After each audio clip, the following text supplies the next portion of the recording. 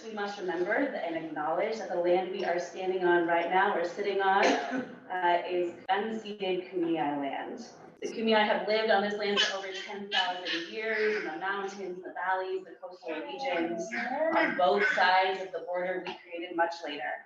And so I invite us, as we speak of land use, to remember them and to commit ourselves to caring for this land and its inhabitants in their honor, and always in a spirit of stewardship, openness, and care of neighbor.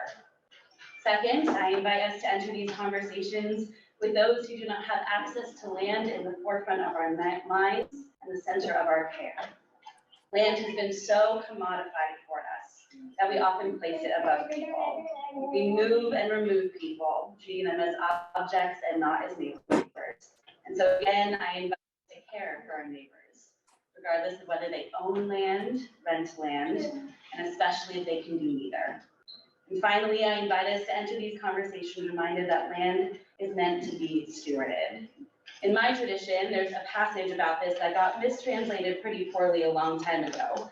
People mistranslated the command for humanity to tend and keep the land as to dominate and subdue it. Tend and keep are such beautiful words that invite us to steward creation, where dominate and subdue lead to actions which bleed the land of its resources. Tend and keep invite us to ensure the flourishing of all creation, to treat it with respect and care. And so I invite us to treat all of creation as our neighbor in need of love and care. The pollinators, the birds of the air, the critters in our canyons, creatures in our waterways, and the water itself. Let us think about land use with all of these in mind, humbled and activated by our responsibility to care for these, our neighbors. Thank you. Next, we have introductions of the board members. And start with Jim. Hi, I'm Jim Ross, homeowner for a long time, and I have some rental property. Scott Kessler, representing the Adams Avenue Association on staff. Dan Soderberg at 38th Street. No house there. Brian Schrader, I've been renting in this neighborhood for almost a decade. Paul Coogan, chair, and been homeowner since 2010. Alan Hartula, homeowner in the neighborhood for about 7, 8 years. Taylor Everich, I'm a resident, homeowner, and cycling advocate. Greg Stone, also homeowner, 2.5 years. Emily Keegan, born and raised in Normal Heights and Melbourne. Nancy Waller, I've been a resident apartment center for since 1974, same apartment. Francis Bridget, resident, homeowner, and business for 32 years. Okay. A quick reminder that we are recording the Zoom proceedings, and that they will be posted on our website and are used also for recording the minutes. We do not monitor or retain the chat. It's free for people to use, but it's considered sidebar.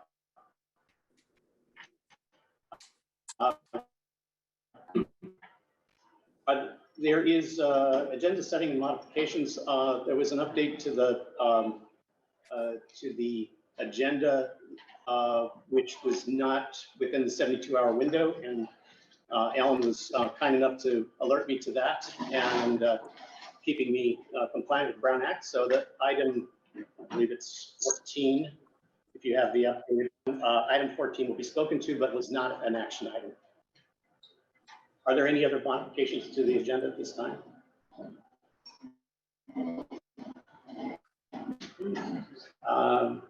Approval of the previous meetings. So moved. Do we have a second? Second. All in favor?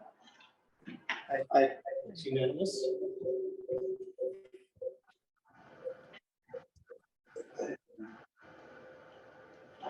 I am now the treasurer's report.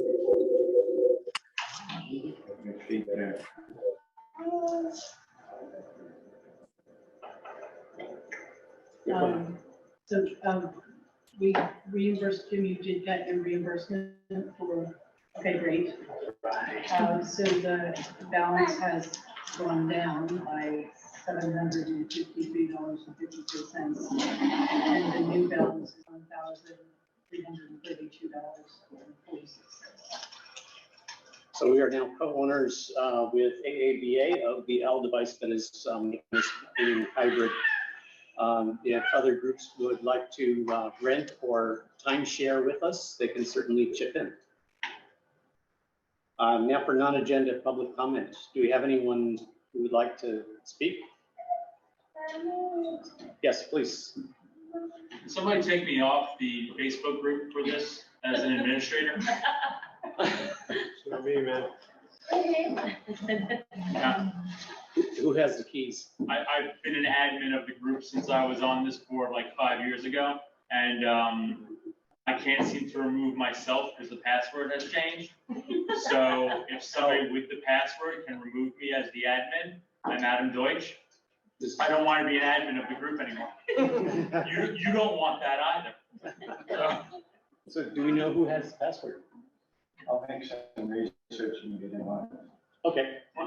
Or double his email, either way. I say you set an ultimatum. If they don't, you just kick everybody out. Yeah, I mean, I have a public comment. Yes. It's not on the agenda, although we do speak to park and rec issues. Ward Canyon Park is due for further completion, I guess you'd say.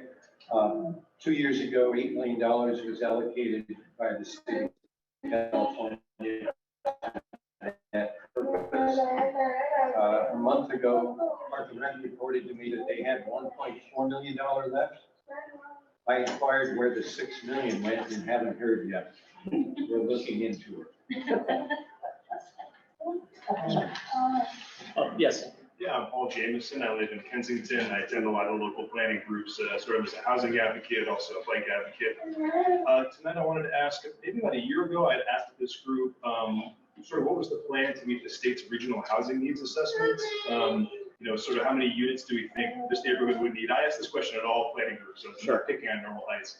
And I looked in the meeting minutes and hadn't seen anything as to whether it's come up or not. Has there been any discussion of that? I'm assuming no. And I guess what I wanted to ask was, the city's supposed to build 108,000 units by 2029. And so, during that time, this planning group kind of opposed the Mars project. I know the Mars project is very controversial. And then the city's ADU policy, I think that also was rejected by this group during that time. So if we go back a few more years, I think this group's kind of been opposed to SB 50, SB 330. I think the only thing this group was supported was that project at State Route 15, for Interstate 15 and El Cajon Boulevard, right? And that never got built.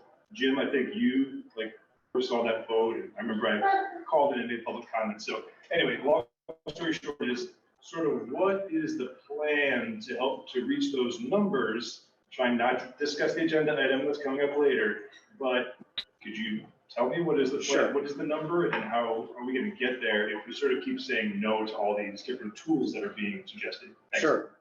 We don't have a number, first of all, but we are participating in the Mid-City Community Group planning, which is putting together the plan for all four of the Mid-City planning groups, and within that would definitely be a housing component. So we've just had our first meeting. That was mostly setting up administrative and formation of the group.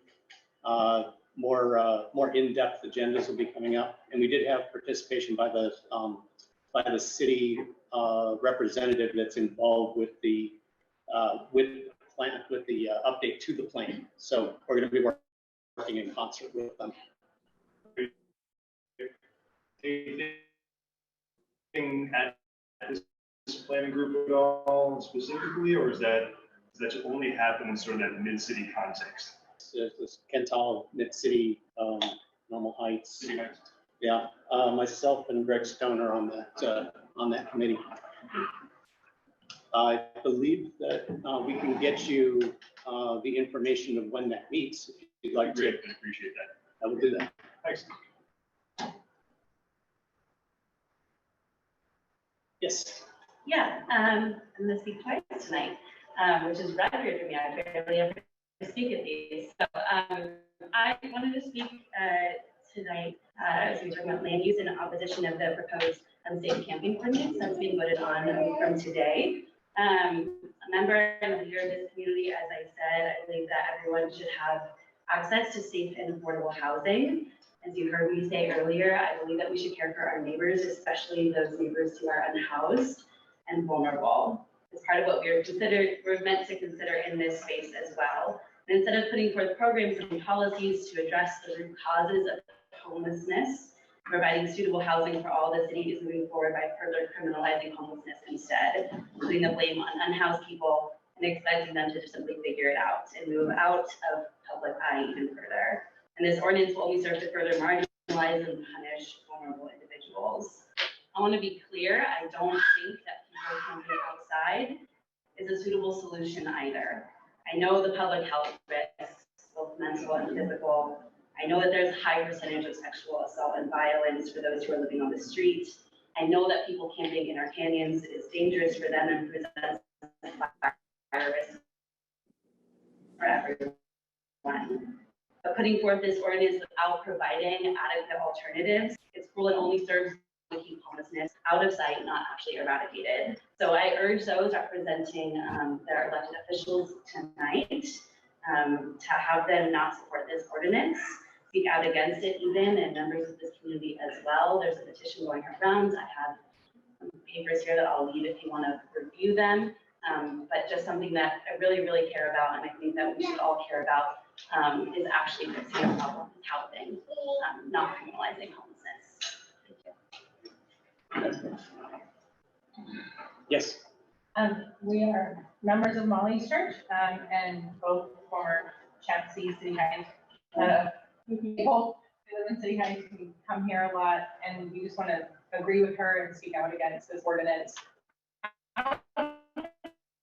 Anybody sees the encampments right now and thinks, hey, that's super awesome, right? But this is lazy policy writing, and it's ridiculous. We're much smarter than this. The group of us in this room is smarter than this. And so we'd love for Sean to know that and speak out against this. That just to look humans in the eye and say you are not allowed to exist is ridiculous. Everybody could come up with a better solution if we put our minds to it. There's plenty of data, and there's plenty of cities that are addressing homelessness with actual measures. We'd love for you to speak out on that for the same reason. Our seal for this county, you know what it says across it? Anybody? I'm only familiar with San Francisco's. It says the greatest service is the public good. The noble motive is the public good. Okay.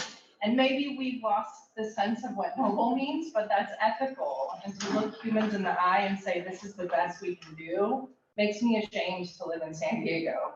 I would love for my children to be raised in a city that's creative and intelligent about the policies we write and are actually addressing these issues. For me, I'd love it because we're wanting to be humane. That's noble. I don't think if we ask any of these humans who are living in that condition, which the latest research says over 40% are in their 50s. These are elderly people that we're saying the best we can do is ask you just to disappear into thin air. I just don't believe that's the best we can do, or that that's public good. I don't love that anyone is living on the street, but right now this policy is not actually going to address that. It's going to criminalize 50 and up people for not being able to find somewhere to live. I just feel like we could do better, and we'd love for you guys to state that. We'd love for you to make that known. We do not support this ordinance in any way. And we are in parks a lot, in case you haven't noticed. These are my two twins. Thank you. Yes, Scott. Well, I guess I'm gonna make a public comment. I was gonna include this in my staff report, but the Adams Avenue Business Association unanimously endorsed the unsafe housing ordinance at our meeting this morning. We sent out petitions to our 500 members asking them to endorse it. It's not an end all, but we think it's an important part of the solution. As Mayor Gloria has stated, it's only one part of this multifaceted solution. And as someone who cleans up Adams Avenue, 2 miles of Adams Avenue every day, I have to tell you that the unsheltered people that I have encountered that have lived in the park here a block away, one for over 2 years, are keeping hundreds of residents from utilizing that park and clean up their poop, their pee, their garbage. The church feeds them, and in some ways enables them to live. There's this one guy that's been living in the park there for 2 years. He's drug addled. He does drugs in public. He poops in the school yard that's over the fence, and this new ordinance would not allow camping in parks or within 2 blocks of school. And it's about time someone stood up for sanity. It's crazy what has been allowed to happen in the city. So there's 2 sides to every story. And, you guys, We're gonna move on. Yeah, So- thank you. Okay, does that cover everyone? I just, one. Sure. I would just like to say that I think all of the things that we've just talked about, and I think we're going to keep talking about, and this group talks about a lot, are a lot more intermingled than I think a lot of us expect. And I think one of the things that kind of ties all this together, and especially with the conversation that was here last time when I was absent, but I saw on the notes on the call, is that housing and homelessness are incredibly intertwined. And it's something that I think it's important that we see the effect of what is happening now as the result of decades of decision-making to effectively, passively create this scenario. And I think that it's just important that when we consider land use issues at this committee, that we do the same, to realize that we're not, the decisions land use often has never react or to come to be the next week, the next year. And it's important that we try to solve these problems now, for the fact that unfortunately it is only likely to get worse from here for the next few decades until we can dig ourselves out of this hole, unless we do some really, really bold things. Next up is digital communications monitoring. I received an email from a developer who'd like to present their project at next month's meeting, so we will have a presenter at that time. I don't know anything about the project at this point, other than it is in Normal Heights. Was there anything else from Facebook, et cetera? Okay. Next up is Paul Jackson will be presenting to us the Fenton Parkway Bridge project. And I will see if I can turn over screen sharing to him. He has some slides.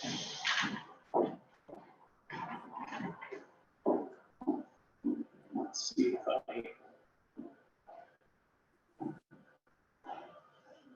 Do you have a green share button?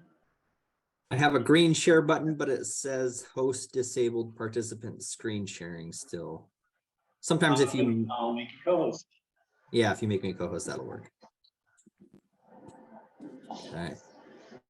Well, good evening, everyone from the Normal Heights Planning group. I'm grateful to be able to come and talk just a little bit about our project. My name is Paul Jackson. I'm the program manager with San Diego State University, and I've spent the last few years as your neighbor to the north there in Mission Valley on Snapdragon Stadium and the rest of the site development. And SDSU is embarking on our Fenton Parkway Bridge. And so we have sent out letters to various local communities, just notifying everyone of our EIR preparation. And Paul invited me to come and just talk a little bit about what this looks like. So Paul, can you see my screen here? Yes. And everyone else? Okay, great. Let's put it in slideshow mode. Great.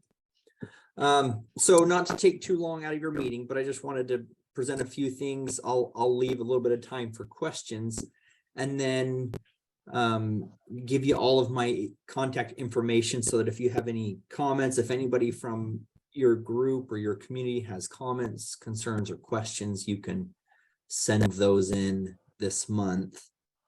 And it won't be the only opportunity, but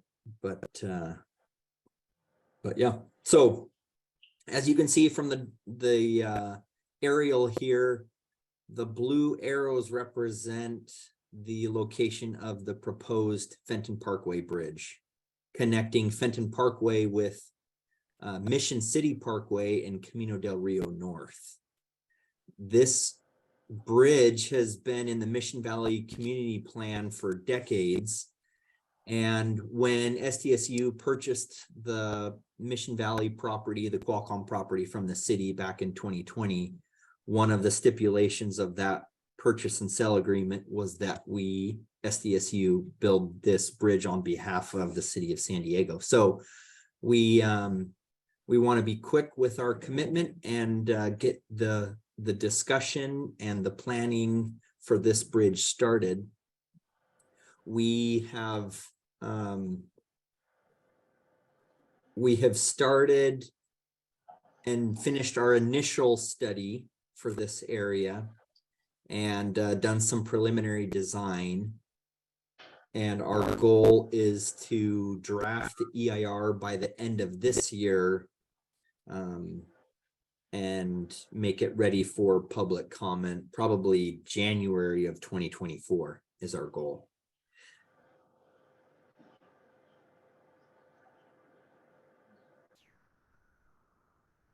We get to, yeah, so the bridge is, this is a plan view of the preliminary drawings of the bridge along with the section view of the bridge. It's a pretty simple 2-lane, 11-foot wide lane in each direction with one left turn lane on the southbound that can be used for an additional lane in emergencies or other stadium events. This bridge is actually going to be one of the only high water street crossings that Mission Valley has. Most of the other street crossings in Mission Valley are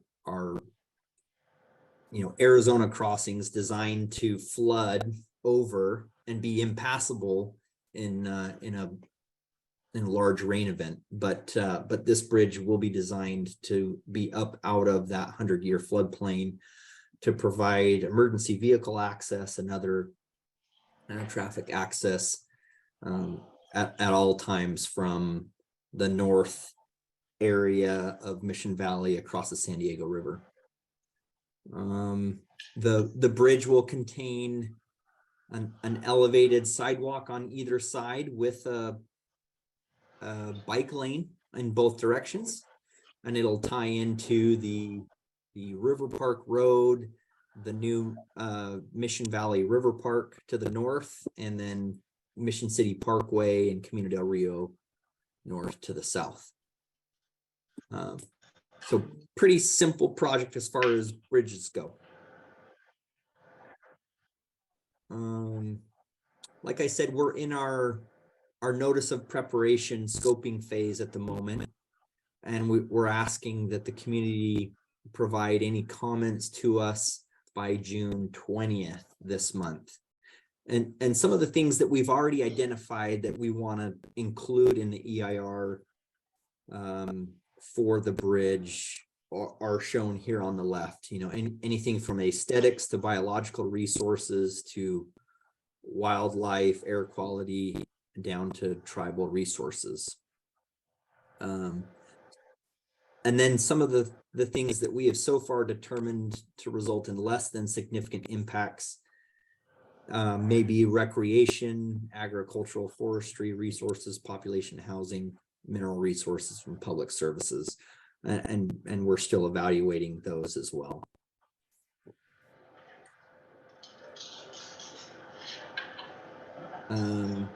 And then, like I said, the next steps are going to be drafting our EIR by the end of this year after we complete the rest of the studies. Then there's a 45-day comment period that'll start most likely in January, of which the community will be able to respond with any comments. And then we'll move into the final EIR by the first quarter in 2024 to certify it by next summer of 2024. So if anyone in your community, again, has any comments or questions, you can email me directly. You can send me hard copy letters. There's also the website. Good evening, Matthew. Smiley face. Thanks for reaching out, period. Happy to help in any way that I can, period. Text is fine, period. Please provide the following information and I'll let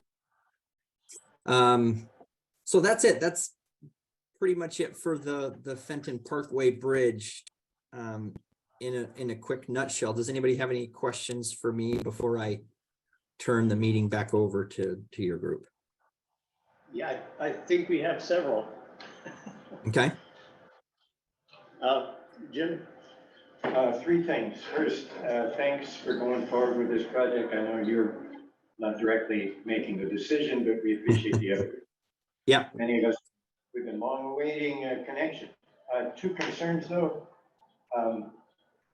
You described the available space on the bridge as having one lane in each direction plus a left turn lane southbound and then a raised sidewalk. Then you said with a bike lane. Correct. I'm a bike rider. A sidewalk is not a bike lane. Could you tell me what you have planned for that surface accommodating bicycles, pedestrians, and motor vehicles? Yeah, so the bike lane is going to be raised from the traffic lane, and it'll be divided from the pedestrian traffic on the sidewalk with, raised indicators. That's currently what we have in our preliminary design, but again, this is all preliminary. And I'd like to object and ask that you get some involvement from the San Diego County Bike Coalition or Everett Hauser with the city of San Diego. A raised bicycle facility is called a cycle track and will not successfully allow for left turns, entering and exiting. So I think you need a little work. Lastly, if you look at the map, just below where the bridge is going to be, I'm optimistic. You'll see that there is one of the only places for bicycle and pedestrians to cross the freeway, Highway 8, is just south of there. Very important connection for many of us who don't get around by a car very often. And if you've ever had any money laying around to make a connection from that bridge up the hill into Normal Heights, I will name it after you. Okay, well, that's very appealing. I'll see what I can scrape together. But for me, one city solution at a time. I'm trying to solve one of the city's problems for now, and then we'll look at the rest. And I'm sorry I didn't catch your name, the gentleman that was just speaking, but some really good comments there. So please, if you would put that in an email and send it to me, and I'll add it to the list of comments, and then we can add it to our initial study and explore, the bike lane and how that transitions to a left-hand lane. So that very, very good comment. Sure, that was Jim Barros, our former chair. Okay, thanks, Jim. He'll definitely be in touch with you. Next is Paul Jameson. Yeah, I'm also a bicyclist. I'm Paul Jameson. I think Jim and I have some different views on what is the most safe or protected bike infrastructure. I'm a big advocate of cycle tracks. I understand that there are some disadvantages around intersections, and yes, if you can make the left turns safer and address what Jim is talking about, but not everyone is as skilled or as fit as Jim. And we are trying to attract new riders here of all ages and abilities. And the consensus, the evidence is in that protected bikeways and this sort of raised infrastructure is much more attractive to new riders who we are really trying to attract to increase our mode share for bicyclists in San Diego. And so I just want to make sure that both bicyclist perspectives are being heard here. Thanks. Okay, great. That's a great comment. Thank you. I'll take it from the front here, and then Francis. Real quickly, I just want to know if those maps and charts are available online somewhere. the slides that you're putting up? Yeah, the slides are on our website. I just had to pull up the right slide deck here. bfa.sdsu.edu campus facilities planning EIR. It's where SDSU puts all of our documents that are in the EIR and CEQA process. This actual slide deck, I don't think is on there, but the notice of preparation is on there, which has this drawing, this preliminary drawing to show a section of the bridge. It shows the bike box that we have on the southbound side. So for the left turn lane, but back to Jim's comment, I want to look myself and see how we've got that ramp coming down from the sidewalk to get the bikes in that left lane. So something that we'll explore.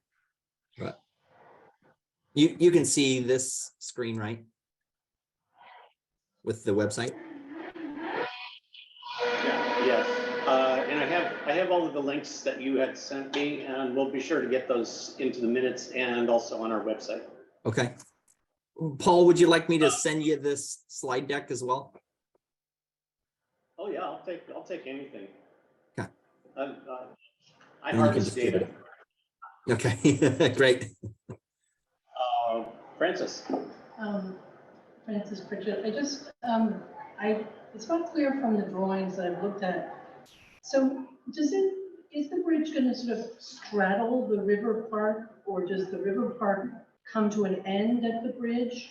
Can people walk under the bridge if it straddles the park? Can people walk under the bridge to continue to the rest of the park? Is there a way to get from the park up to the sidewalks that you're talking about that would be running along the bridge? I'm just kind of anxious about the kind of intersection of this bridge with what is supposed to be a new park, or the only river park that we have. Yeah, that's a great question, Francis. So the bridge is really going to be at the very far west end of the new river park. There won't be access under the bridge in the river park, but the sidewalks and the bridge will terminate just south of the MTS tracks, and it'll be right there at the connection for the new segment of the San Diego River Trail. If you can see my cursor on your screen, I'm not sure if you can, but right here in the corner of River Park Road and the new bridge that's outlined in blue is this new segment of the River Park, the San Diego River Trail. And then going west from there, it connects at that Fenton trolley crossing, and the river trail goes farther west. So yes, there will be access from the river park to the bridge to cross over the San Diego River, but not under the bridge. Okay. Gerald is on the Zoom call and has his hand raised. Gerald? Yeah, just curious if you have a drawing of where this links up and goes onto the trail that leads over to the northeast corner by the fuel depot area. What's the route that bikes can take? I do have a drawing. I don't have it pulled up, but I think I can explain it fairly simply. So the bridge connects here to the new San Diego River Trail. That river trail winds through the river park, and it'll connect with Murphy Canyon Creek bike trail right there at Rancho Mission Drive, right there where it used to connect. Okay, so there used to be a bike path where the bridge came out, where the buses went out and for the stadium. Yep. Okay, so it'll wind along the river, head east, and then north up the trail park area. Yep. And that portion of the bridge, as you know, or that portion of the Murphy Canyon Creek Trail has been closed for some years while we've been doing the project. That is actually, the concrete is being poured right now, and that trail will be open late this fall. And that'll reconnect the rest of that creek trail. That'll be a really neat segment of the park. Thank you. Appreciate it. Yeah. Next is Adam on the Zoom call. You had your hand raised? Yeah, this is, hopefully you can hear me okay. Yeah. Yes, we can. I'm not familiar with this whole process of building bridges, or if this is the right comment, but are you including any artwork or bridge sculptures?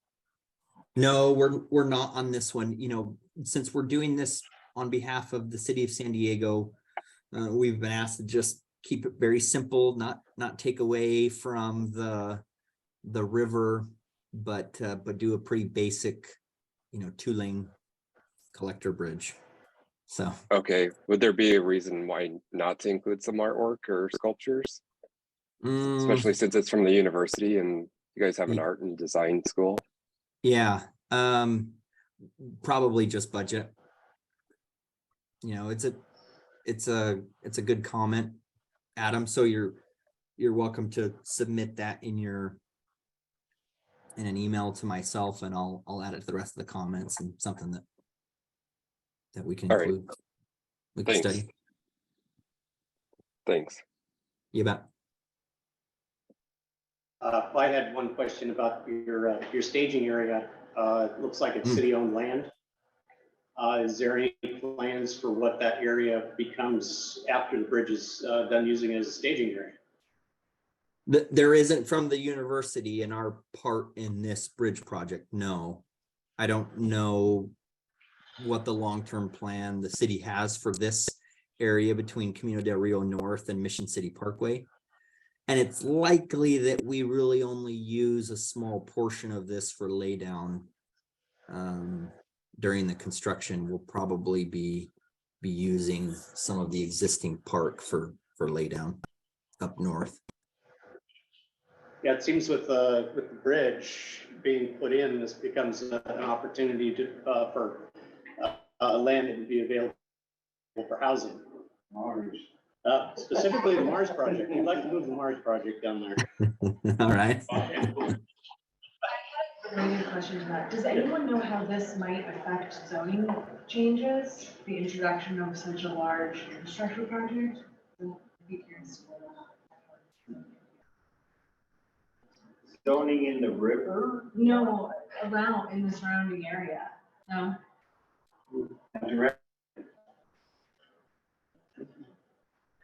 If it'll affect the zoning, I don't know if that question was for me, but I don't know that it would. I think right now it's always all commercial.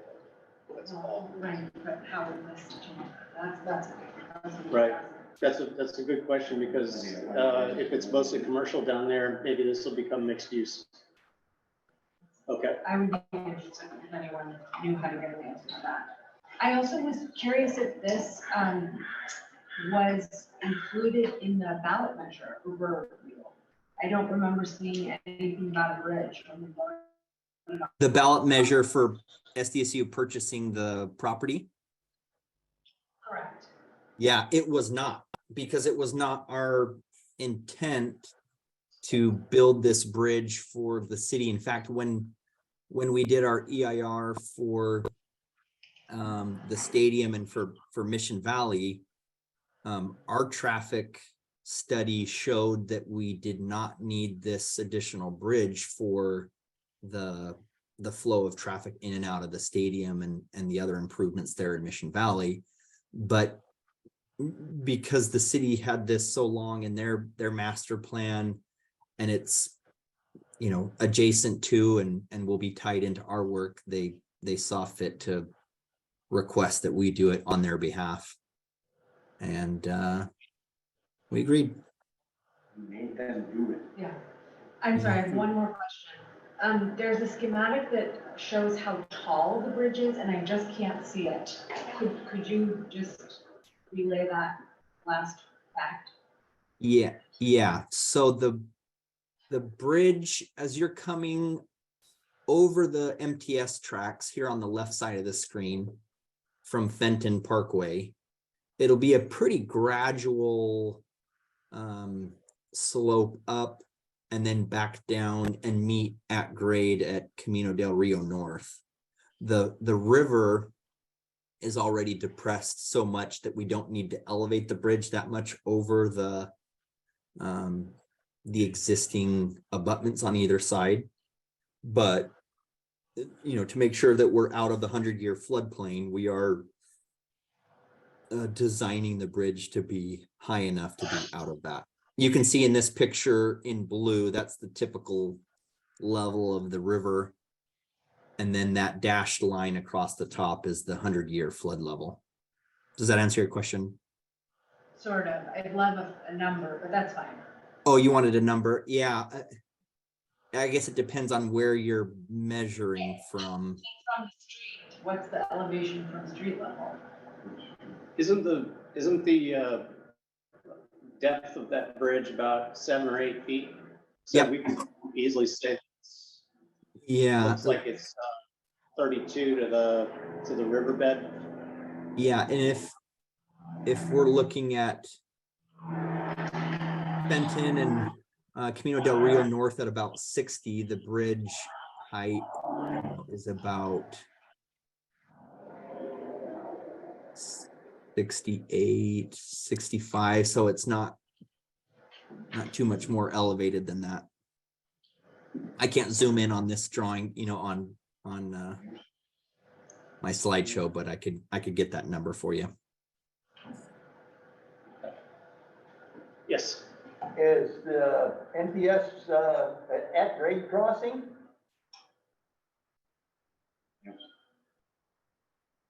Sorry, restate your question. Is the trolley at grade crossing? Yes. It is. Well, it will be. This is actually part of the River Park project that we're under construction now to complete this at-grade crossing. If you've been down Fenton, you know that it dead ends at the trolley and there's no crossing currently. But at the end of, well, beginning of next year, this at-grade crossing will open to a left turn only onto River Park Road, and that'll connect you with Snapdragon Stadium and the rest of Mission Valley. But this proposed bridge won't likely start construction until 2026, after we get through all the resource agencies permitting process for building a bridge over a sensitive habitat like this.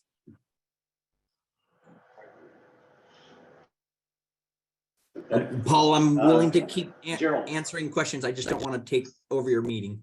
So you just let me know. I think we have time for one more. Okay. Gerald, you still have your hand? Or is that? Yeah. Just one quick question about the flood. It kind of sparked a question. One of the last big floods that we've had prior to you guys acquiring the stadium property flooded the entire eastern corner. Is that considered the 100-year level? That was not. I was told that was not a 100-year flood event. Okay. I think you're referring to the one like in 2010, right? No. It was later than that. It was I guess there was a bunch of debris in that flow channel that came down. Water came up and went into that area and the whole eastern section of the parking lot. And I think actually part of the stadium itself. Yeah. Because it's below ground, below grade. Yeah, it flooded. Yeah, that's the one I'm thinking of. I don't. Was it 2010? Maybe I'm getting old. I know. Yeah, so not necessarily having to do with the bridge, but as part of the Mission Valley project, we raised the grade on the east side of the site where the future residential is going to be. The stadium is elevated out of the 100-year floodplain, and it's designed so that the park, the River Park, south portion of the site will flood in a 100-year event. Okay. And kind of a natural way like a buffer. Yeah. Take those floodwaters. We've also worked with FEMA to kind of remap how the hydrology will be affected with our project. And we are just now halfway through a mitigation and cleanup project in Murphy Canyon Creek along I-15, that eastern portion of the site. So that'll help with water quality and cleanup as well. Okay, yeah, just curious because the whoever was the rocket scientist who designed the bridge that went through Fashion Valley that goes down instead of up. Yeah. Yeah. It doesn't look like you guys are doing that. I was just curious. But thank No, you. yeah, and I think that's partly why the city wanted us to do this so badly, is just there's not a lot of elevated bridges besides the freeways really in Mission Valley. And so everything else is gonna wash over, but this one will be open and available. Thank you. Appreciate it. Okay. I think that about wraps it up. Okay. Thank you for your presentation, and we'll definitely get your information out so that you can get that feedback you need. Okay, great. Thank you all. Appreciate it. I'll log off here, Paul. Okay.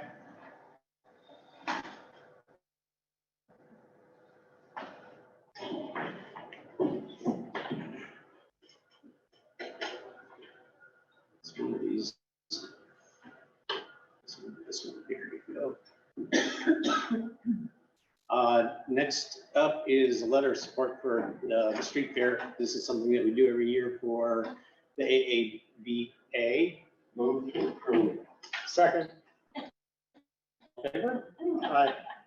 Well, that was quick. That was great. I have the letter that you wrote from last year, if you wanted to just use it as the new chair as a. Do I just sign this? No, that's last year's letter. I will just give you flavor. Okay, then I will. Thank you very much. I'll craft and sign it and give it back to you. Thanks. Next up is communication compliance. The proposed motion is all email communication by board members regarding board business use or include the NHCPC board@gmail.com address to maintain a record of communications with a 5-year retention period and provide public access upon request as per City Council Policy 600-24. I believe we are currently doing that. I just think we should make a formal motion that is our communication method. So moved. Second. And the vote? It's unanimous. Comment? Point out something I noticed, one of the emails on the agenda came from Normal Heights for Smart Growth, so just be aware of where you're sending it from. Yeah. It should come from that, not from Correct. I Normal will Heights. have to include them as a recipient on that. They give on you a that recipient, mailing but list. it came from that email with the agenda, Yes. so. Okay. That's confusing. Yeah. So noted.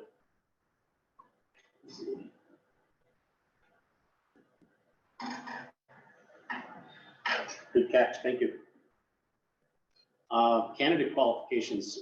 This is something that is updated with the planning group. What are they calling it? The reform. Reform. Yes. So previous meeting attendance is no longer a qualification for board candidates. So I would make a motion that we update our bylaws to be compliant with the City Council Policy 624.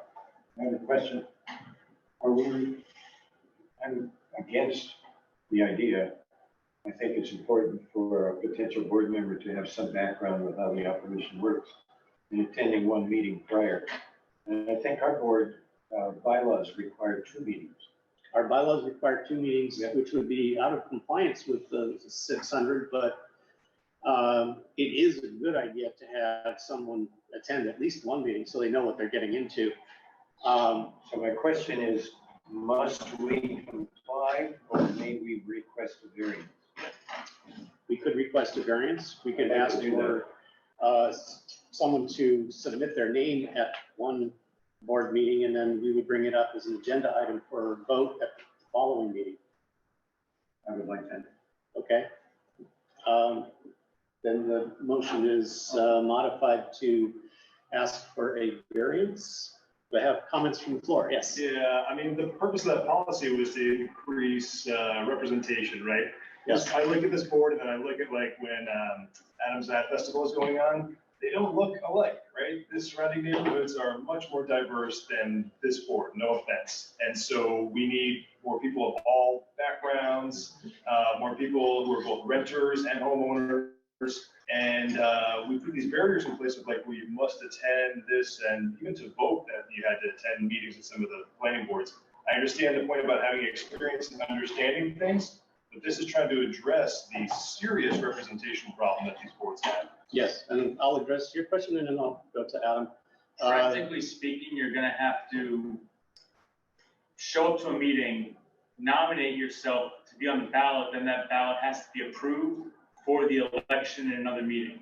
So the process as outlined already requires a person to be at a meeting to place themselves in nomination for the ballot to then be approved. And then the election would happen the next meeting. So it seems a little moot. It may be moot. Like, so the requirement for one meeting attendance, yes, it kind of gets done by the process of how the ballot gets approved. You know what I mean? Like, that makes someone has sense. to be there to nominate themselves. Then we should perhaps clarify it with the city. Are we discussing the merit of the proposal or whether to put it on the agenda for the next meeting? The agenda says a proposed motion for this. Yeah. meeting. Yeah, so for this meeting. Yeah, that's correct. So the idea is for us to be compliant, and you are offering a variance. I think we should present the variance to the city and find out if it is a variance. It may not be. It may be an acceptable variance. It may be acceptable, or it may be what they're already expecting. Just to try to clarify, on the agenda, we have this proposal. I would vote against the proposal and ask at our next meeting, if we can't do it today, to request a variance to allow our current bylaws to carry over in terms of attendance. And to speak to Adam, my understanding is that we can add new members today. The board can, Yes. but in an election, when everybody is voting, right? I mean, this attendance policy is for that process, not for when the board is filling a vacancy. Okay. Filling a vacancy requires 2 attendances. The current bylaws. Oh, I see what you're saying. I understand what you're saying. Yeah. I mean, I would like this board to be able to add people when they have vacancies, which they can do, if the person filling the vacancy has attended 2 meetings. I understand. And I would like that to continue. Okay. Then I agree with what Paul and Adam have said, but I don't think that our problem with getting more inclusivity and more diversity of this group involves necessarily adding more people quickly. I think it has more to do with the fact that we have to be here to take part in these meetings. I think that we should push harder for us to have more of a hybrid or online presence in order to become part of this group, because I think that's a major stumbling block for kind of being part of these civil discussions, is having to take time out of your life to come here and do this. I agree. I'd like to address Paul's comment, because we have formed a committee for DEI to actively recruit within the community and bring this forward and make it look like the community, both in age, race, home ownership, the whole gamut. And that is in the 624. It's outlined in there. So I guess that'd be my question, like, could you request a variance on that? What's the difference, asking for a variance on that versus this? These are both policies that the city has said you have to do. So I don't get why we're kind of asking for a variance here, but we're okay with the DEI. I think, cities kind of told planning groups what they got to do here if they want to stay in compliance. Asking for a variance might be a moot point, but you probably know better than I do. So. Okay, then do we I made a motion, there wasn't a second to, I'll second. on the proposal. Motion and second from Francis. Can you restate the motion? Restate the motion, please. It was in two parts, but only needs to be one. That the proposed motion was that we comply, where is it? Yeah. We retain the previous meeting attendance qualifications for board candidates, period. And are we asking if that's acceptable to the city? Well, if this motion dies, or excuse me, it passes, then in order to continue, we would need to ask for a variance from the city council for our bylaws to continue as is without change. And that would be at the next meeting. Okay. And that's with the existing two meetings. Correct. So could one of those meetings be one, I think, in my Yep. case, it was the one where it's actually voted, the second one was the one where it's voted. So you attend one and then you show up at the vote. Yep. That seems reasonable. So take it to a vote. All in favor? And then we have, Brian, are you abstaining? Or? Yeah, you haven't called the other vote. Oh, okay, so we're calling a vote for the motion. Yeah. Oh, I was just saying, you called for ayes. Oh, yes, okay, so all in favor? Yeah. Ellen, are you abstaining or opposed? Opposed, okay. So we have, Call for the no votes. oh, okay. Ayes, nays, abstaining. Ayes, nays, Yeah. abstaining. All, okay, all against? And then the abstains. Okay, thank you. I have one comment.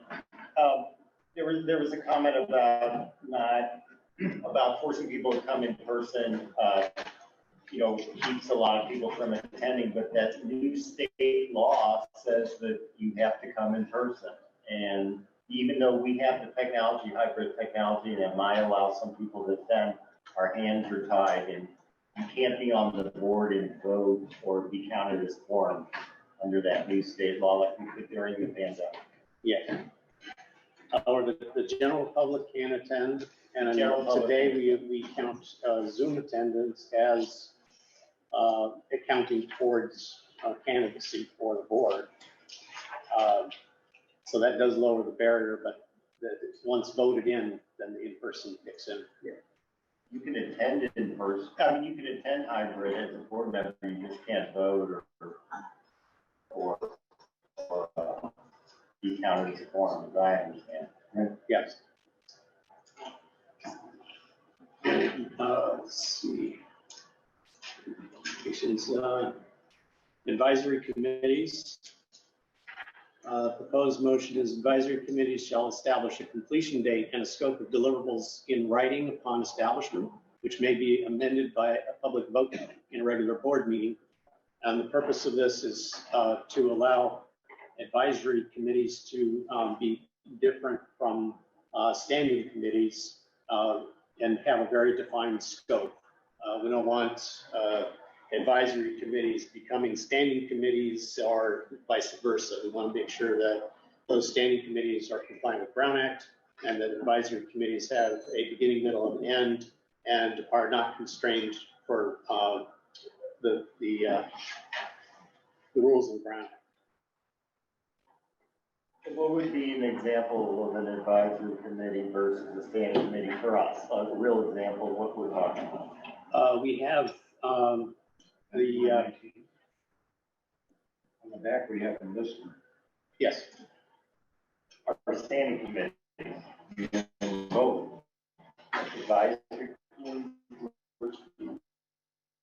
Oh, yeah, but which is which? Ask the chair.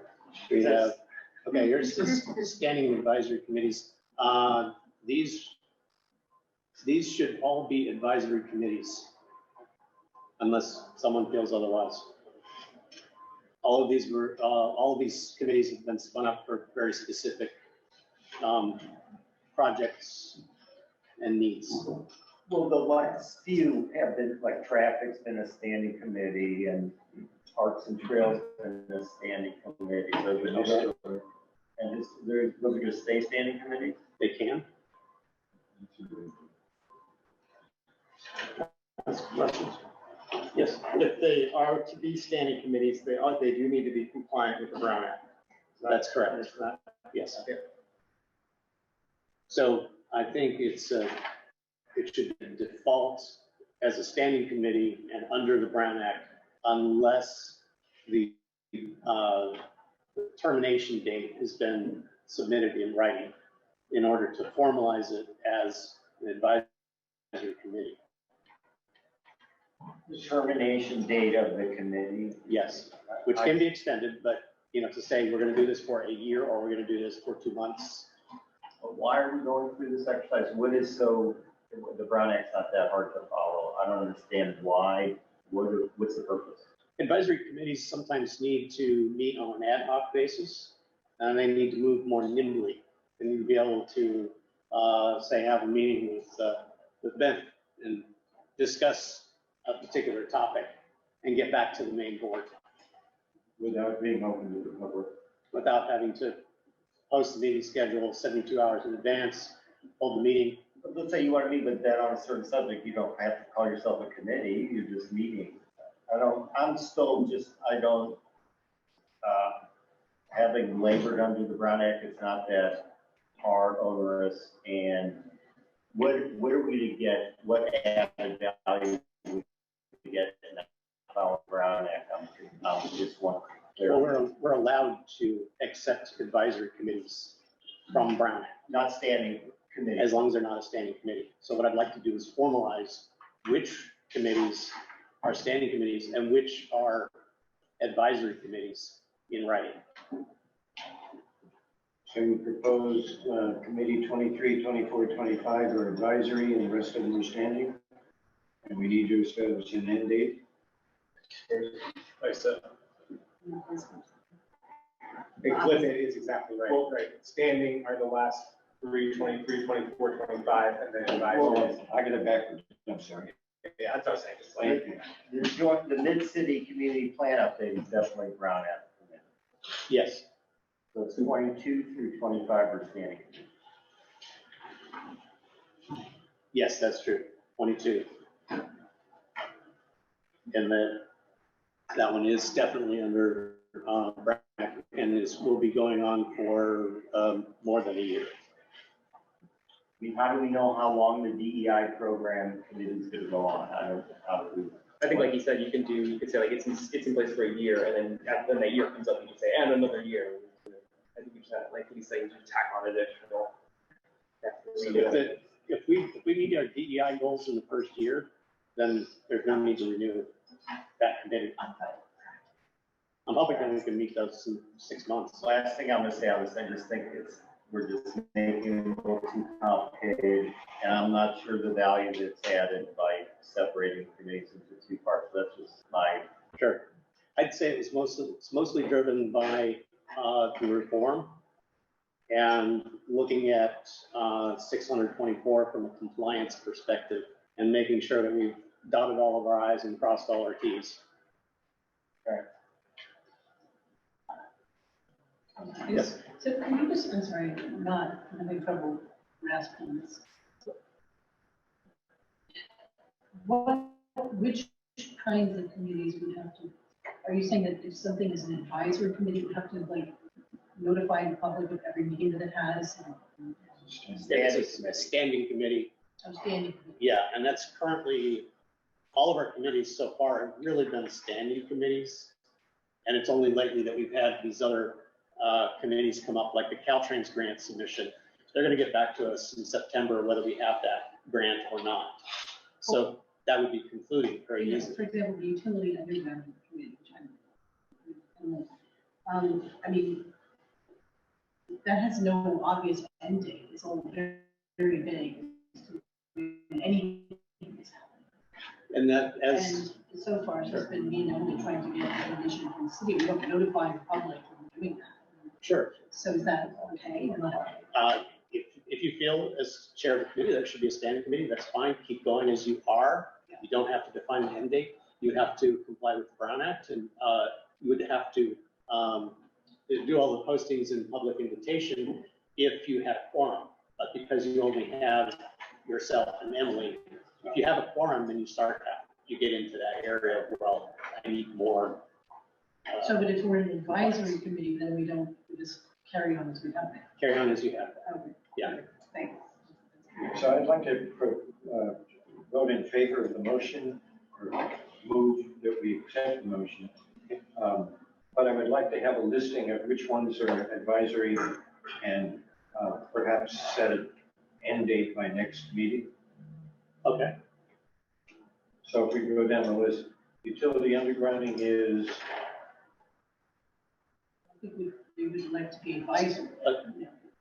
See, you said it would be standing because you don't really have an end date. It would keep it open, continually running. You don't have to set an end date. Yeah, but you said if we're a standing committee, then we have to. If you were to have a meeting that had a quorum of board members attending, then you would have to post the announcement of that meeting. But if it's just you and Emily meeting, there's no need. I don't think that's correct. I'm sorry. You can, if you have the majority of board members attend subcommittee, that's a separate rule. But if you have a standing committee, you still have to notice your agendas, and you don't have to have minutes, I believe, if you don't take action. Okay. But, if it's just discussion, but I still believe that you still have to post agendas, even if you don't, because we never have majorities of the board represented at our committee. Okay. That's how we run the business association, runs the Brown Act, all of our committees are noticed. Okay, so the committees are noticed. And we don't ever have a majority. Do we currently do that? No. Then I would recommend going as an advisory committee so that you don't have to do notice. I mean, I think that having to go through all that would be very discouraging. And because you don't have an end date, because you're dependent on PG&E basically, or Isn't the end date really just an arbitrary thing to conform to being an advisory committee?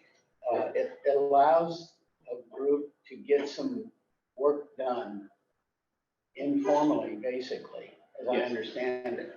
So you meet, you have more information, you would bring it back to the board. So any action would be done by the board. It would conform to the Brown Act. Yes. So just for the advisory, set any date. Yeah, we would say it done in 2033. Set a date, and and if you still need to work on it after that, you reset the date. It seems pretty simple to me.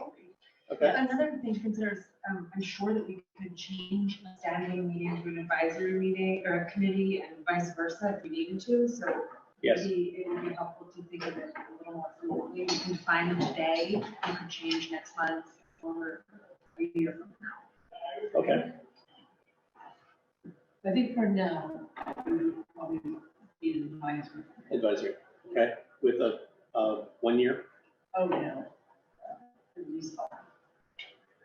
I mean, just based on what the city's.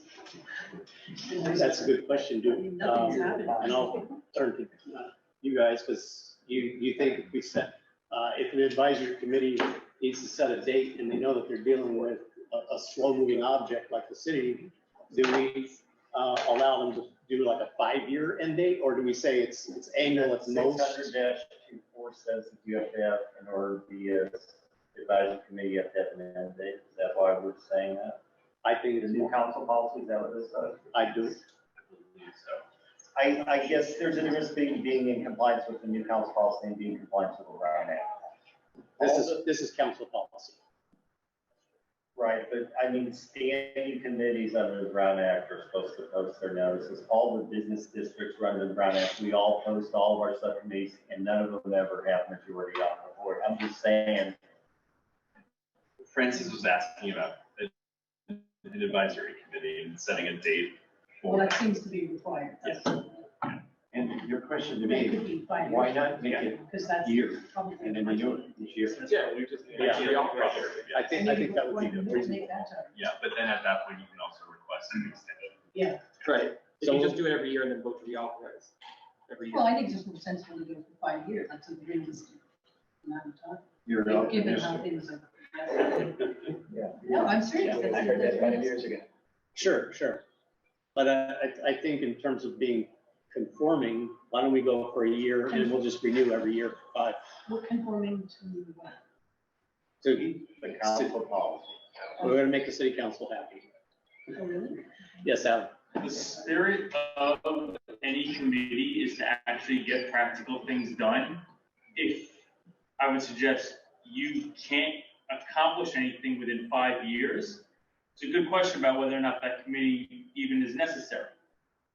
I think that the intent of this policy is for groups and people to make specific goals to communicate more effectively with everybody here. So it might be there's a grand scheme of something like utility undergrounding, but certainly it could break into more specific goals that are achievable inside of something like a year.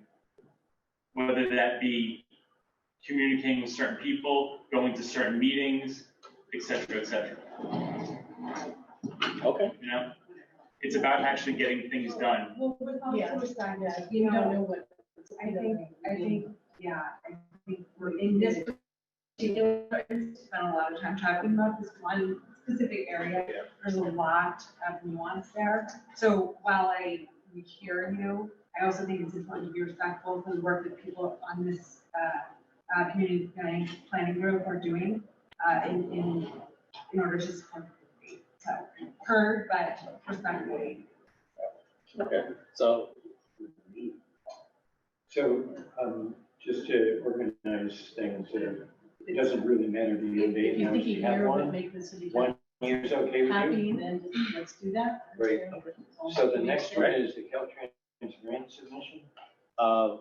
that should be, they're gonna get back to us in September with the award or, go, no go. So by October end date. October. So the DEI program, I think we should give ourselves 9 months. 9 months. And that's advisory. And tree replacement is standing or what? That's new, right? That's, Gerald and that's recent. I mean, we've never had that as a standing committee. It's a new committee. So what do you want to have the standing committee? A year, yeah. Let's do a year on that one. Making progress. Mid-city community plan. That's under the Brown Act. Yep, understand there. Yeah, that's standing. And no end date. In the last 3, Would have an end date once the plan's approved, so maybe 5 years. But under the Brown Act. right?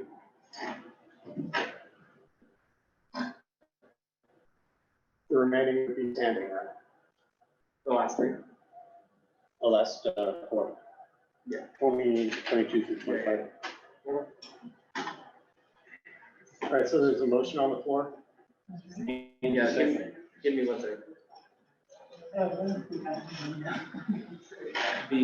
What was the motion? It is advisory committees shall establish completion date and scope of deliverables in writing upon establishment. Right. So the list we have, I guess, just to go through for the motion, would be that the first 4 are, in that list are advisory committees, the first one 12 months, second one by October, next one 9 months, 12 months, the rest being standing. Yes. Move the second. Okay, take it to a vote. All ayes? And the nays? And abstaining. Abstain. And then 1 abstain. You're supposed to do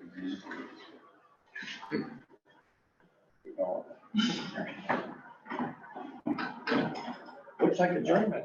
Almost. Oh, Almost. Not so fast. Community engagement. Proposed motion, the board shall create a community. The board shall create a report of community concerns by developing and distributing a survey to the public and delivering a completed report to public officials. This is one of the tasks that's outlined in the city policy. And I think it's a good idea for us to touch base with pulse of the community. In years past at the Normal Heights street fair, we would have a board set up with different areas of Normal Heights that people put the little dots on and put what they liked. Can that be the survey that we're looking for, or are you looking for something more formal? I think I'm looking for something a little more comprehensive. We do a QR code there and they can fill it out while they're there. If we can do that, we can have postcards for them to drop in the suggestion box. We can also do a poll on our Facebook page. We have an email list. I think we can come up with some general questions that will start a conversation and bring back some data to us. Once we pay Jim out for this outing, we don't have much money left. So. Oh, it'll be free. We have lots of free resources. And this will be related to land use issues. Land use issues, yes. And we do have every 2 years we just schedule. I'll make that available to the board members to refresh our memories of what we talked about. And street fair is a good idea, but any other way we can outreach. Maybe there's a local church or something. You got a mailing list. Excellent. Okay. You need a motion? When did the officials speak? I don't see it on the agenda. It's on the next page. This will be the last action item for tonight. So I have motion number 13. I'll second. All in favor? All right. And that looks like it's unanimous. Thank you. Let's move on. No, not adjournment. Hopes up. Don't get your hopes up. Reports and updates. Lydia Marshall from the City Parks and Recreation. I believe I might have some email report here.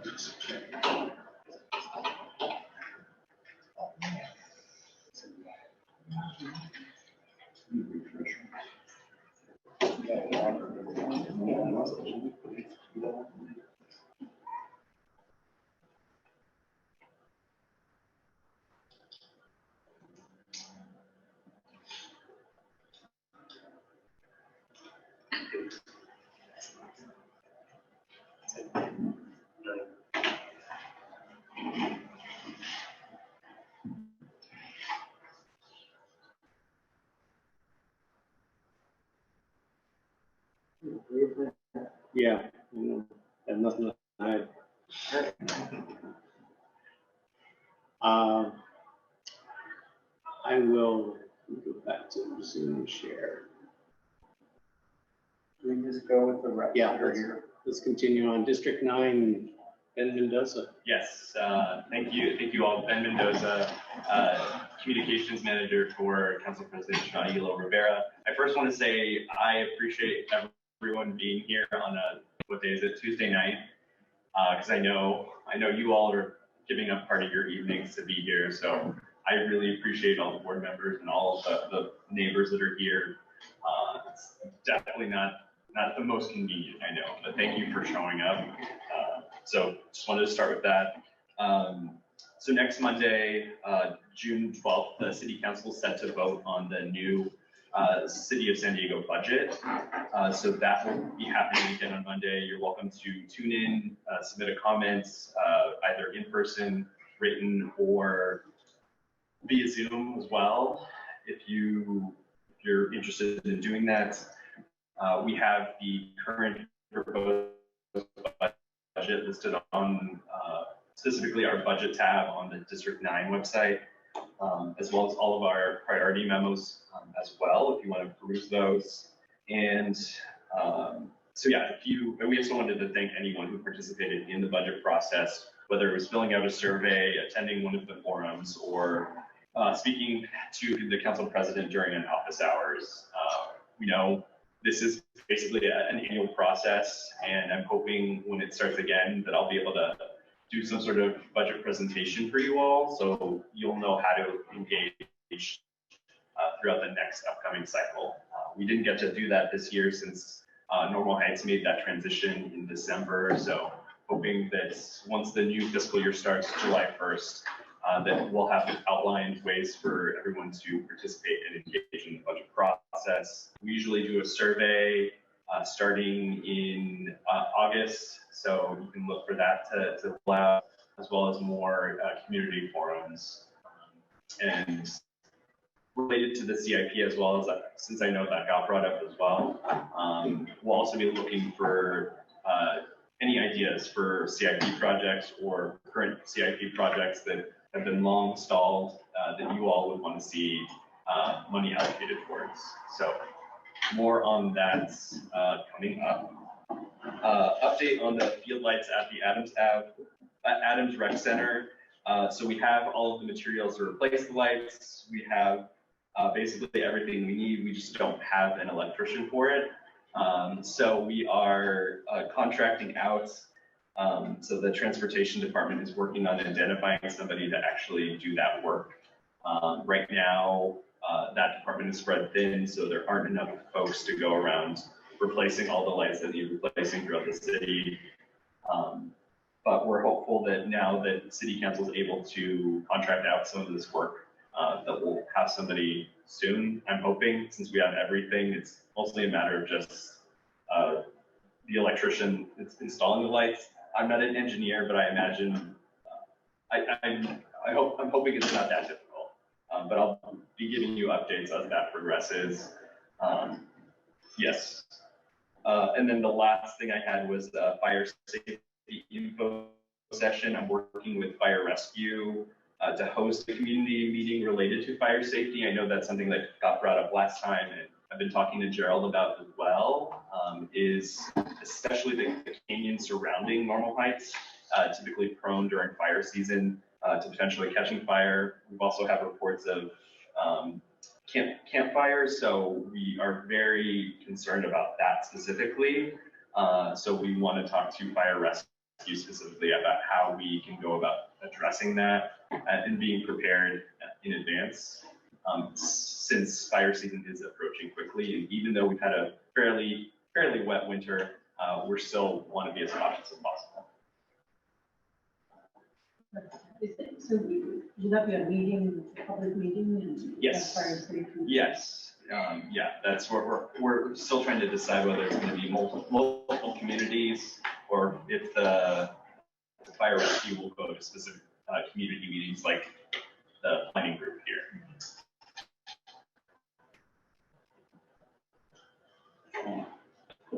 Ben, quick question, since I missed you this morning. I went to one of the budget hearings today, economic development was on presentation, and a lot of people made a plea to restore SBEP, and all the council members approved that. It was like Erie Dams, and I went through the May revise, and there's not enough detail that I can figure it out. But so, do you know where SBEP ended up? It started at 750,000, and everyone on council was calling for $2 million that day, but it doesn't give the numbers in the May revise. I can look for that. I don't know. Thank you.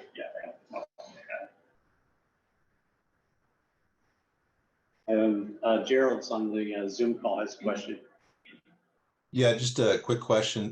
Ben, do you know what the status is for the traffic survey for Mountain View? I walked that quite frequently throughout the week. I still haven't seen a deployment of traffic survey equipment out there. So they should be finishing up mid-June, which is next week. So I can follow up with them to see if they have an update. I anticipate they do, since we did request that, and they provided a hard deadline for it. So I will update this. I'm happy to send an update to Paul to share with folks. Next week. Yeah, you might ask them where they actually deployed their survey equipment, because I didn't see anything on any part of. They're very fickle about telling us where exactly, because they don't want us to share that out. Because then folks won't obviously speak.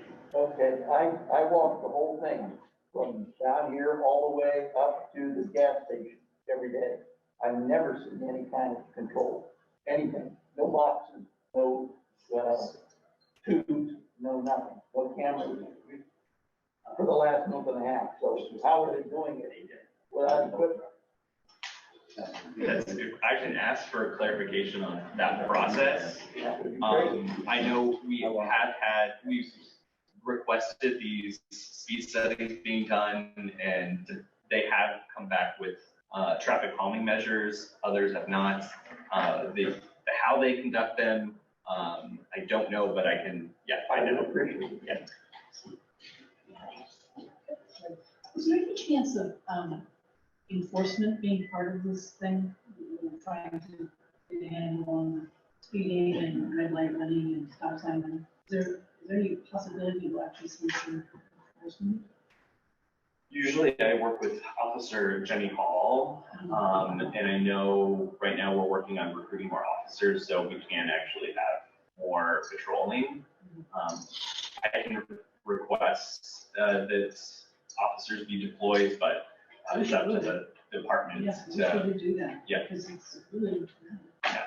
And I have been in communication with the mayor's office regarding all of the fire issues, the speeding, and there's the work on Holly Boulevard that I'm still trying to get answers about. So yeah, I will keep y'all updated, and we'll request that. There is PD present now at the school letting out now. They've been here a couple times a week. I saw them pulling over someone today that flew through a crossing guard. So that's really encouraging. Yeah, and not a fun update, but we also had somebody report that one of the sanitation workers was speeding in a truck, and that got dealt with. So there is follow-up. It's just a matter of, at least for PD, how long it will take. Is there any moves for the city to use the Get It Done app to kind of police the parking and the bike lanes in the city of San Diego? That's a good question. No, I've seen it on Twitter, but that's the first time anyone's actually brought it up. This is the reason I'm working on Ryan Grossi. Yeah. Yeah, I'll connect with Ryan then. Can I piggyback on that? Yeah. The new separated bikeways are not bike lanes. And the current laws regarding parking your vehicle in a bike lane wouldn't be enforceable unless the city came up with an ordinance about parking in class 4 separated bikeways. So you might, if the ticket's gonna hold, can't be just for bike lanes. And if I may, I'll be calling your office about something I brought up earlier. The Ward Canyon completion money was allocated last year from the state to the tune of $8 million. But a draft report from Park and Rec 2 weeks ago said there was $1.4 million available. And somebody spent $7 million in between then and now, or it's been misallocated. I'll remind your office to maybe help me research where the money went. Yeah, feel free to, if you could copy me on that, that'd be great. That's your email address. Thanks, Jim. Question. There's a home, the encampment over there by 40th and the, Is that near Ward Canyon? yeah, Yeah. it's there against that wall where the tow trucks park. Yep. And then on the other side of it, going on ramp to the south, yes it is. There is a new encampment there as you turn to go on, and it's on the side of the other side of the brick wall. And he's got his trash and everything along that side of the road, and that's gonna go out into the freeway.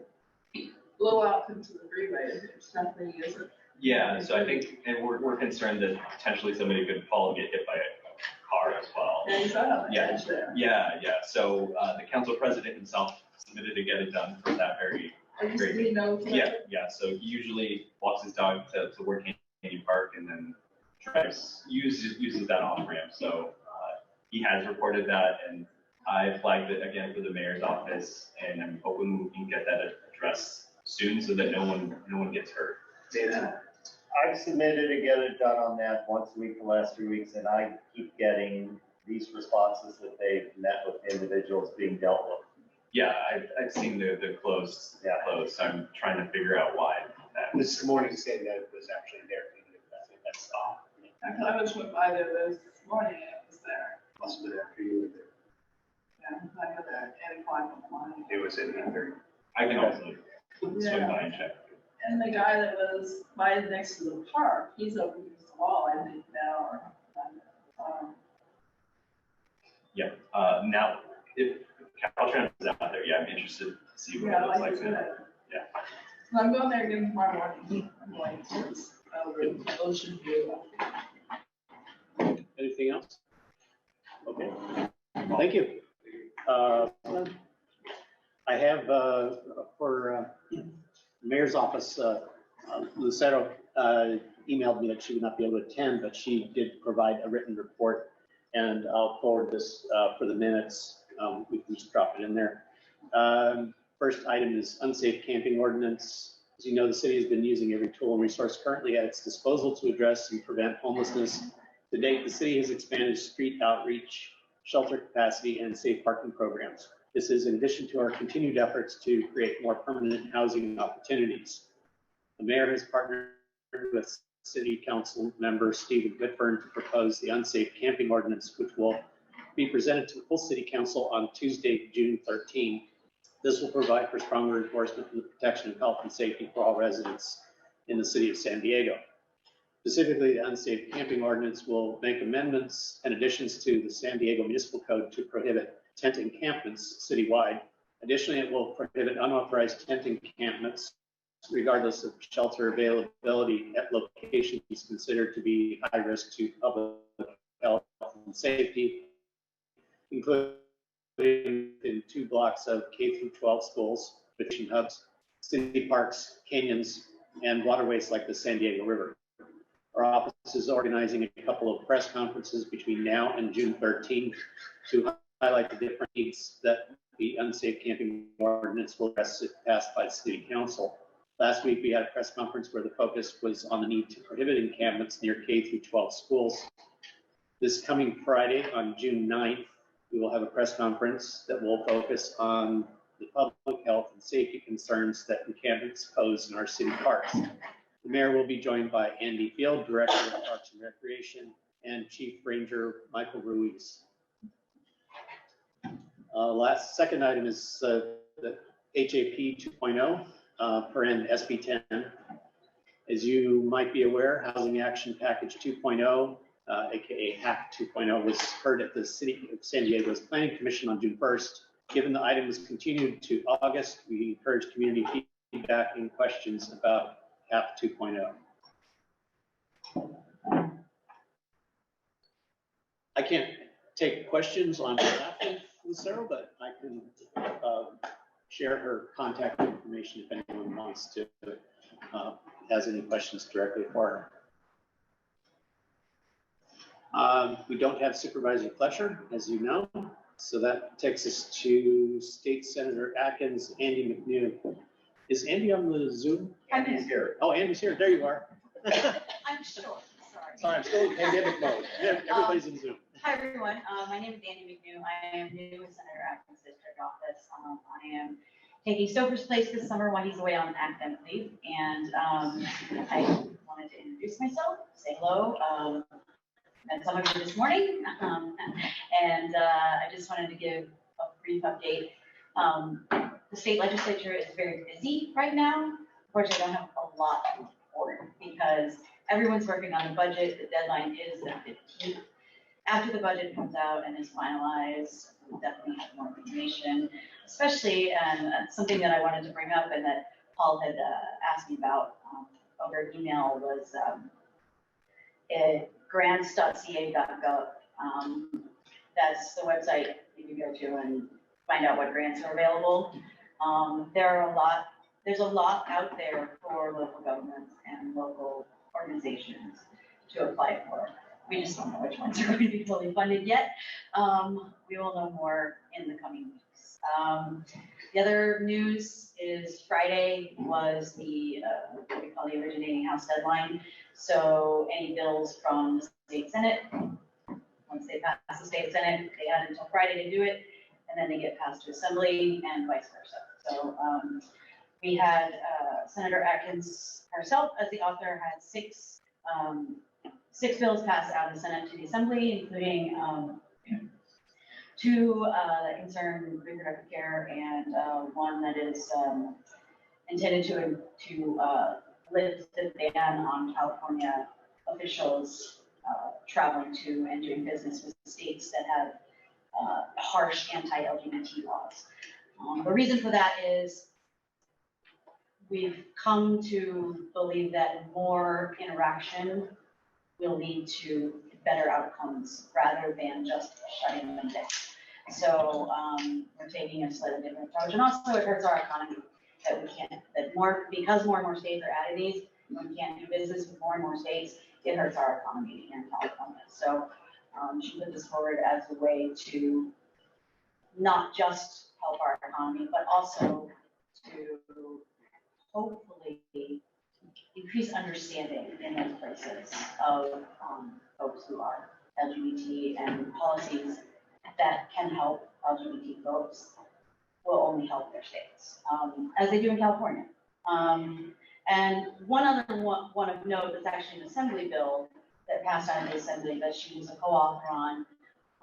This is one that's personally, for me personally, I'm quite proud of this. AB 46, which ends state tax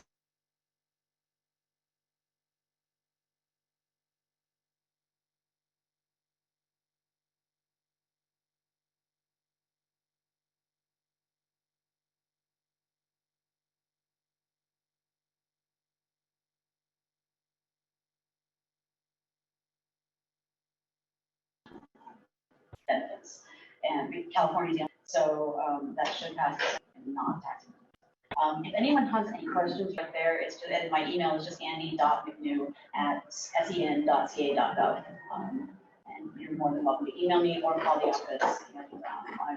I'm learning, I'm still new, but I'd love to chat. Thanks.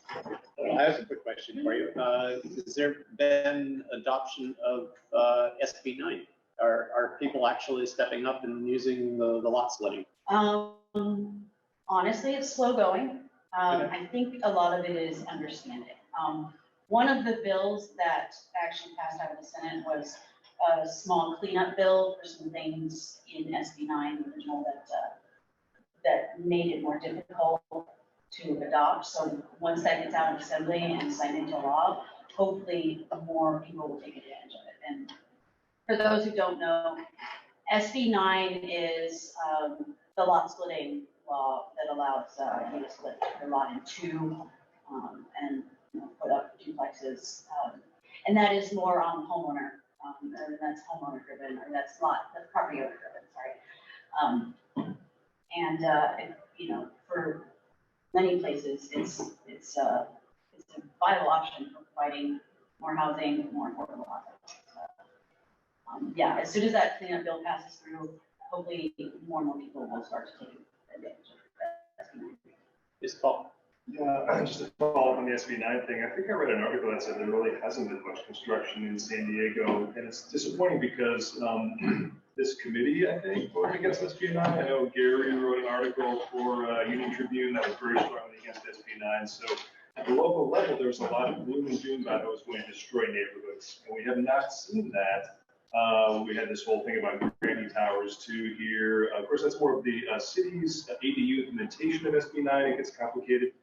I just think to add one number with SB 10, you're seeing, because there's no teeth to that law, think only San Diego and was it somewhere up north, some county up north, are the only ones even moving forward at SB 10. And you're seeing at the community planning group level, just this unanimous rejection of it. It's just very frustrating because even the tools that the state is providing to meet our housing goals are just being rejected by, groups like this. So please keep up the good fight. I don't see any housing bills this year, but what has been passed so far is a good start. It's not enough, in my opinion. Not everyone's going to share that opinion. Thanks. Thank you. Was it Mendocino?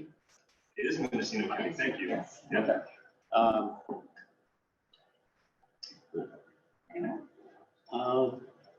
Any other questions? And I don't see any hands raised on the Zoom. Next up is Assemblymember Ward, Chris Griss. Not today.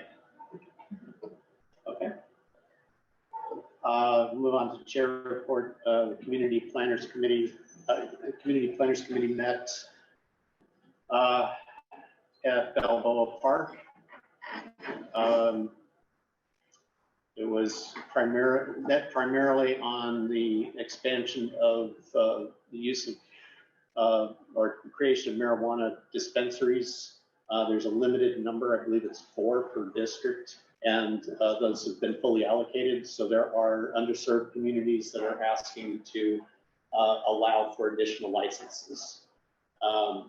And that's to sort of give them an opportunity within that retail space. And I think also in the manufacturing space. There would seem to be a lot of passion on both sides of that at the Community Planners Committee meeting. And then other than that, there was some updates from the city. We still need board members for the rec group. So anybody who would like to get involved with Parks and Recreation, send me a note and I'll make sure you get on here. Meetings take place 4th Wednesday. The rec group requires you to attend 3 meetings before you can become a member. My 3rd meeting is next month.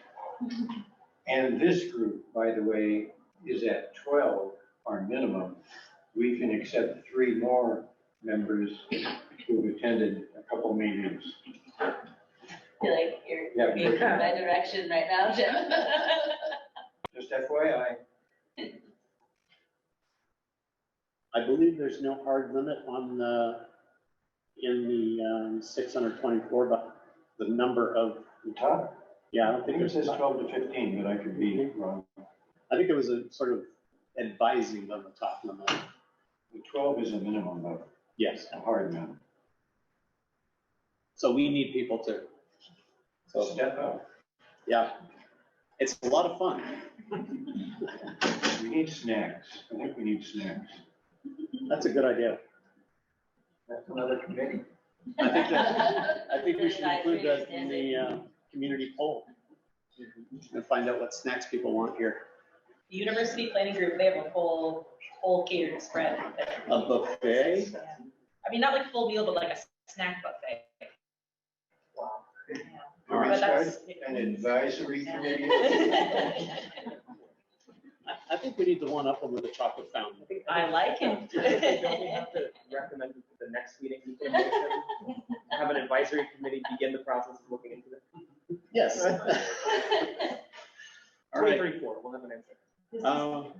This is kind of a red herring, but are we having a meeting next month?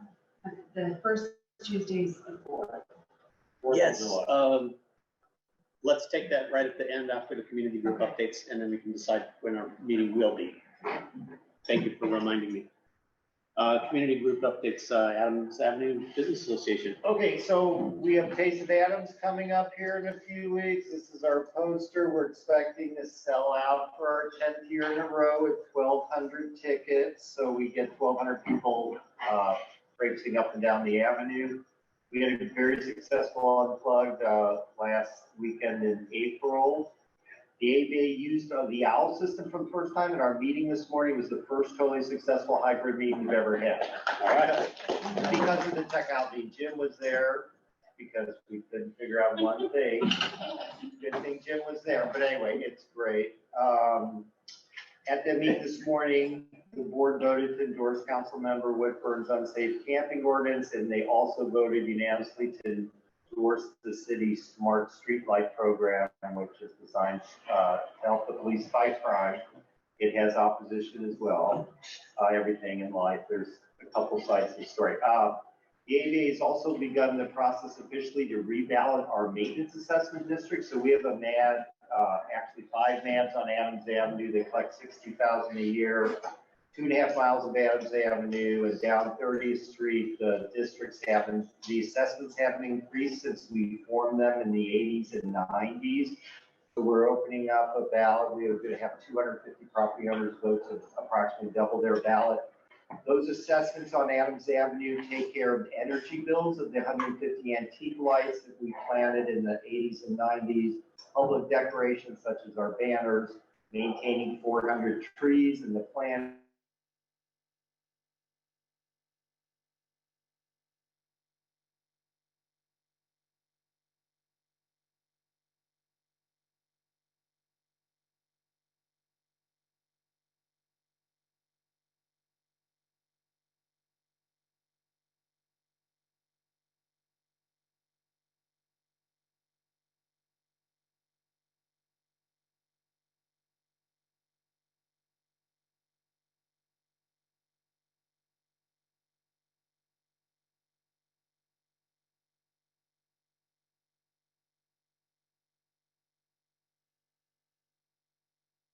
Litter abatements. We pick up litter. Next up is alcohol. The ABA is also, this year we're back to our pre-pandemic budget, which is 25% of our funding comes from assessment, raised through grant writing and our special event. I'm going to catch up with you on the streets. The 35th at Oklahoma, there's nothing there actually, which leads to one of their overriding goals, which is to intensify that corridor. You mentioned in the building at 40th and Oklahoma. It's still in process. It's one of those that is going on forever. But there is our opportunity to pile more density into Normal Heights along that corridor than there is anywhere. But one has to work with property owners, land values, and all these other things. So right now, the infill is randomly anything and find a property owner willing to sell. And that is going to go on until we start to see development down there where it belongs. Any questions? Normal Heights Community Association and Urban Arts. I work with Greg here. I'm also in the Normal Heights Community Association. The next thing that we have coming up this month is June 24th. There will be an organized bike ride from Fort Canyon Park. We'll meet at 9:30 in the morning. The theme for this bike ride is going to be the parks and schools in Normal Heights. So we've got a route already planned. Very easy route for kids and parents. We're going to start Fort Canyon, down Mead, all the way down to Florida. Florida will cut over to the Trolley Barn Park, and we'll go back up the hill, try to take it as far north over Adams as possible so that we stay off of Adams, which is a high traffic route. And then we'll meander our way around Mountain View, 35th to Adams Avenue Elementary School, left on Madison, I believe that is. And that'll lead us right back down to Ward King. We'll have a little meetup before we do the ride so we can talk about ride safety and best practices, and also a little bit of time so everybody can tune up their bikes, make sure everybody's safe. We'll also have a little cutoff on Oregon Street, so if any parents and kids don't want to go down the hill and then back up the hill from Trolley Barn Park, they can just take Oregon, meet us north of Adams, when we meet back up with the group over on that side of the neighborhood. So looking forward to seeing everybody. It doesn't cost anything, super fun. It's just kind of showcase the neighborhood and have a good time. Hopefully it'll be sunny and not bad. Are there rental or loaner bikes available for those who don't actually own a bike? Nope, I will definitely have somebody sit on my rack if they have to. Okay. What day is that? The 24th, it's a Saturday, it starts at 9:30. We're hoping that kind of ends around. I could loan you a bike, Paul. Oh, awesome. Jim's got one right there. Yeah, mine was stolen a few years ago, and I just didn't have room to replace it. You should never be without a bicycle. It's becoming apparent. Thank you. Hammerman Arts, so they're not here, but I know that Kim and Dennis have finished their last project up north of the municipality in Orange County, I forgot. They're starting the mural this summer in the park. So good. The Kaleidoscope of Butterflies Business Association's raised $35,000, and that's enough money to start, and they're planning to start, I think, in July. Awesome, thank you. Next is Adam's Community Recreation Advisory Group. I wasn't at a meeting because I was sick and my husband can't come because he had a knee replacement, he can't walk. So I think Jim was there. I attended, you want to hear what I remember? They're working on lights. Yeah, big news, thank you. The Mott building, the building on the corner of, it's not 40th really, Emerald Street. Anyway, it's the old police building, is the first project to be started after they've done some studies. Of the changes in that park, that would be the first thing you'll see. Removal of the building and extending the playground and the extension, the walkway to it from the corner. So it could be a good one. Also, they're having trouble at the ball field at Cherokee. The baseball players sometimes hit foul balls off into the residential area and damage cars. The Park and Rec Department's come up with some money to raise the fence. They thought that was better than shortening the bats. That was a joke. The ball field behind the rec center and then Right here? Yeah. I said sure. Oh, I'm sorry. What is the name of that street? 35th Street. I stand corrected. Also, they're looking for new members. So if you want to be involved, I especially want to get involved because the money is now available and planning is going forward to the expansion and hopefully completion of Ward Canyon Park with a new dog run and a community garden and some other amenities. So I thought it was important to get involved, and maybe you would too. All right. Jim, I have a question about the Mott building and demolishing that. Didn't on a previous meeting here, this group agreed to store some cellular tower things at that building, and we were going to then approve some rent on that? They moved the antenna from across the street there temporarily until they disposed of the mock building. They said that they would move the antenna at that time. So it's there now? Yes. I think it is. I'm pretty sure, yeah. I thought it involved some like shoring up of the walls there to kind of store the antenna. I know they undergrounded. I watched them tunnel under Adams, and I think it's just, can't really, I don't know if it's there now, but it's supposed to get stuck on the side of the mock building, even though the mock building is getting demoed.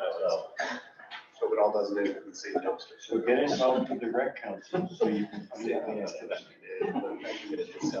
Yes. Recycling. Or get your wife.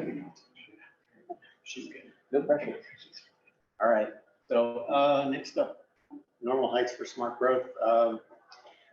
We just had our annual board meeting, so we discussed the new strategies for getting more smart growth, education and communication between developers, the city and the community going in this coming year. So we're hoping for some you'll be seeing some good activity coming up.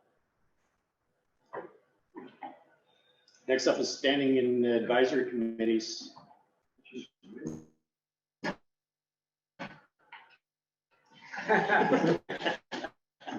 We'll start with the advisory committees. Yeah, so thank you so much to Ben. Finally got some answers from SDG&E, and I got a phone call, which was, I was out of the country, so I was like, dang it.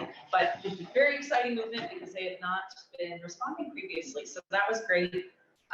So the updates that we got is, if you've come to previous meetings, we've kind of just been trying to, they answer a question and that kind of opens up 3 more questions because we're really trying to understand exactly what the process will be for undergrounding, creating the maintenance districts, how, when, and timelines and everything. So basically, we were trying to determine if there was a way for our community to input on, saying, hey, come do the projects in Normal Heights. Like, how can we get on kind of a priority or funding list? Unfortunately, SDG&E says there is none. But that the city can help drive some of that. So I think just continuing to work, and I hope you can help us with that on the city side of things to advocate for them to move forward. They're 90% done designing, so let's just get that 10%, right? So one thing that they mentioned that now has opened more questions for me is that they're going to be doing district creation this summer. I wish I could tell you what that meant. So that will be another one of that was one of the questions that led to another. So hopefully next month I'll be able to tell you all what that means, but something happening this summer. And then after the district is created, that's when they will come out with a more concrete schedule. The big kind of overarching SDG&E schedule says 2026 for construction for just the first block in the north of Adams area. But I think that was just kind of one of those numbers you throw out. And I think this summer is when we'll finally get a real date. And apparently, before they were all focused on one block, apparently they're saying 2 of them will move forward together. So a lot more questions, hopefully a lot more info coming, but we're making slow progress. We have one question from Gerald, and then we'll come back to the room. Just real quick, Gerald, question. Yeah, question on the districting. So from what I understood, part of the lawsuit that they had earlier, that they had to rescind the blocks that were created during an earlier vote. Oh. Excuse me, for undergrounding. And so doesn't the city have to vote again to create a new block? Is that what you're meaning by district? Thank you, Gerald. That makes a lot of sense because I kind of thought the work that had been done previous to 2020 was district creation, but that would make sense why we have to do it again this summer. I was not aware of that because they're still kind of referring to them as, block 3BB, block 3BB2. So that's interesting that now we're going backwards. So thank you for that. That's really helpful information. You could be right. Yeah, so it was my understanding the city council had to re-vote on it again because they actually held the city council in contempt of court because they had violated a judge's order. But they had rescinded it. Ben may have some information on this because I think they actually were looking at the council member, and since he was the president of the council, as being defiant to the court. But I don't know. Yeah, I'm curious to see where that went. But yeah, if you can get some more information and find out what their timeline is, that would be interesting information to know. Yeah, absolutely. I think we always meet and we're like, all right, we got the one response and now it's opened up a door for 5 more. So that will definitely go on the list of questions that we'll try to track down over the next couple of weeks. So thank you.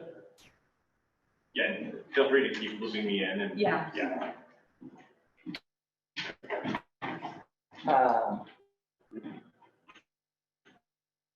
Yes. See the big news this morning.